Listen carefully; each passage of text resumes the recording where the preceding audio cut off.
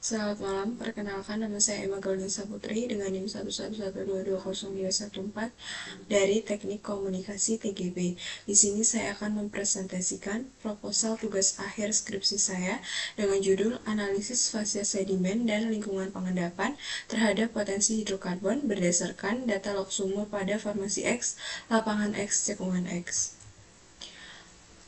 Untuk latar belakang, minyak dan gas bumi merupakan campuran senyawa hidrokarbon yang berasal dari sisa organisme hidup. Di Indonesia, cadangan minyak bumi saat ini sebesar 3,7 miliar barrel dan diperkirakan habis dalam 10-11 tahun ke depan. Potensi hidrokarbon ditentukan oleh keberadaan batuan induk, batuan reservoir, dan sistem perangkap. Proses pematangan dan migrasi hidrokarbon menyebabkan akumulasi dalam reservoir di bawah batuan penutup. Identifikasi litologi batuan dan struktur geologi penting dilakukan melalui data bawah permukaan seperti log sumur, matlog, dan data seismik. Interpretasi fasies dan lingkungan pengendapan diperlukan untuk mengetahui persebaran reservoir. Berdasarkan hal tersebut, penelitian ini bertujuan menganalisis fasies sedimen dan lingkungan pengendapan pada formasi X di lapangan X, cekungan X, guna membantu identifikasi distribusi batuan berpotensi hidrokarbon. Untuk tujuan penelitian, yang pertama, untuk mengetahui kondisi geologi pada daerah penelitian. Kedua, mengetahui distribusi fasies dan lingkungan pengendapan pada daerah penelitian, dan mengetahui potensi hidrokarbon yang dihasilkan berdasarkan data log sumur pada daerah penelitian. Untuk rumusan masalah, yang pertama, bagaimana kondisi geologi daerah penelitian. Yang kedua, bagaimana distribusi fasies dan lingkungan pengendapan pada daerah penelitian. Dan yang ketiga, bagaimana potensi hidrokarbon yang dihasilkan berdasarkan data log sumur pada daerah penelitian. Untuk manfaat penelitian, bagi mahasiswa, dapat meningkatkan pemahaman dan pengalaman dengan menerapkan ilmu perkuliahan dalam penelitian geologi minyak dan gas. Yang kedua, bagi institusi UPN Veteran Yogyakarta, menjadi sarana evaluasi kemampuan mahasiswa serta memperkuat kerjasama dengan PT Pertamina Persero. Untuk yang ketiga, bagi perusahaan, memberikan informasi geologi yang bermanfaat sebagai referensi untuk eksplorasi dan pengembangan wilayah kerja. Selanjutnya yaitu tinjauan pustaka dan landasan teori.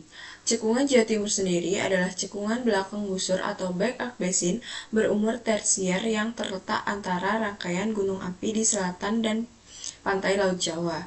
Wilayah ini dibatasi oleh busur Karimun Jawa di tenggara, tinggian Maratus di utara, Sundaland di barat, serta tinggian Masalembo Doang di timur.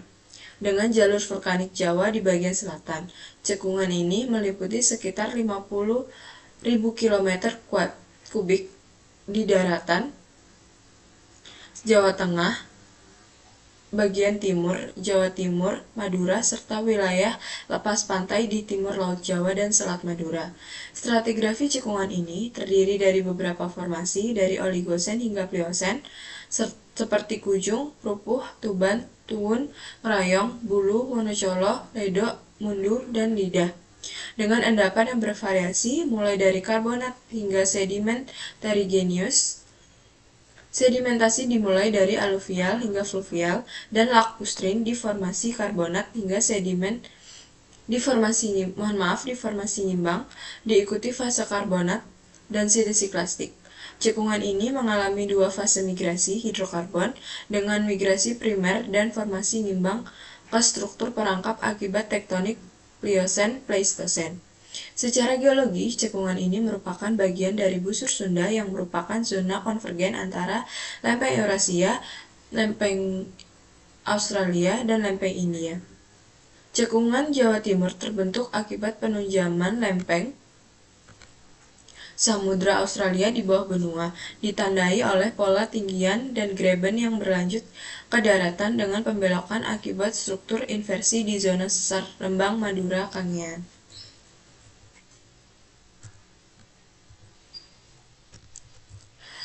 Untuk landasan teori, petroleum system di cekungan Jawa Timur Utara terdiri dari batuan induk berupa sepi dan batu bara dari formasi Ngimbang dan Kujung, dengan batuan reservoir berupa batu pasir dan batu gamping dari formasi Ngimbang, Kujung, Ngerayong, dan Paciran.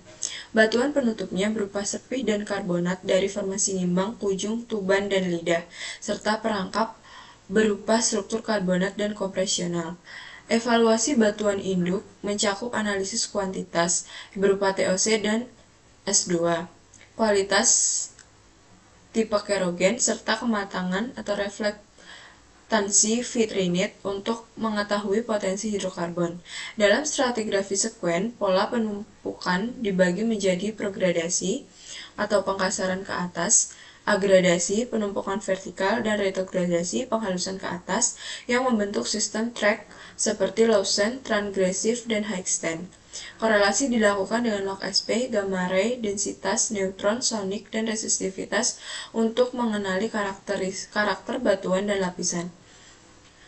Elektrofasies diidentifikasi dari bentuk kurva log seperti silinder, bell, funnel, dan bentuk kombinasi lainnya. Sedangkan fasies sedimen diidentifikasi berdasarkan ciri litologi, struktur, fosil, serta faktor lingkungan fisik dan biotik yang merepresentasikan kondisi sedimentasi saat batuan terbentuk. Selanjutnya yaitu metodologi penelitian. Untuk metode penelitian ini menggunakan metode deskriptif dengan analisis data lapangan berupa data sumur dan seismik, baik di permukaan maupun bawah permukaan. Analisis log sumur dilakukan secara kualitatif dan kuantitatif mencakup identifikasi litologi dan bentuk kurva log untuk menentukan fasies dan lingkungan pengendapan. Interpretasi seismik dilakukan melalui penarikan sesar dan horizon untuk menghasilkan peta struktur, ketebalan, serta atribut seismik guna mengetahui geometri dan persebaran fasies. Untuk tahapan penelitian, tahap awal penelitian mencakup persiapan dan pengumpulan data melalui studi literatur, termasuk data log sumur, matlog, biostratigrafi, dan seismik. Pengolahan data diawali dengan kajian geologi regional, meliputi tektonik, stratigrafi, dan struktur cekungan Jawa Timur, serta stratigrafi wilayah studi.